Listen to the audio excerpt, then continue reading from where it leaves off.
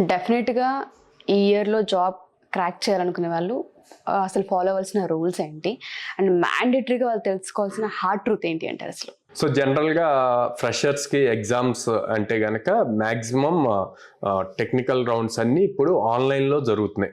Online compilers వచ్చేసి అక్కడ ఏదో ఒక ప్రోగ్రామింగ్ లాంగ్వేజ్లో వాళ్ళకి వచ్చిన ప్రోగ్రామింగ్ లాంగ్వేజ్లో కంపెనీ వాళ్ళు ఇచ్చిన క్వశ్చన్ని సాల్వ్ చేస్తూ ఉండాలన్నమాట. వాళ్ళు ఏం చేశారు అంటే ది బెస్ట్ కావాలి మాకు, ఈ సిస్టమ్ ఇట్లా కాదు అని చెప్పి పేపర్ టెస్ట్ పెట్టారండి. పేపర్ టెస్ట్లో వాళ్ళు ఇచ్చిన క్వశ్చన్కి ఎలా థింక్ చేస్తావు, ఎలా సాల్వ్ చేస్తావు అన్నది ఫస్ట్ స్టెప్స్ రాయాలి. రిటర్న్ స్టెప్స్ రాసి ఆ స్టెప్స్ని కోడింగ్లోకి మార్చాలన్నమాట.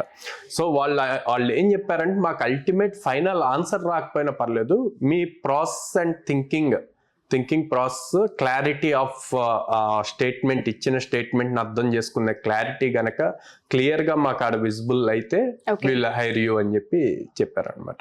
మేము సర్ప్రైజ్ అయింది ఏంటి అంటే పిల్లలు చాలా మంది స్ట్రగుల్ అయ్యారు. ల్యాప్టాప్ లో రాయగలుగుతున్నారు కోడింగ్, ఆన్ పేపర్ రాయలేకపోతున్నారు. డిఫరెన్స్ ఏంటంటారు? ఏంటంటే మీకు ఆన్లైన్ లో కోడింగ్ ప్లాట్ఫామ్స్ లో కంపైలర్స్ ఉంటాయి.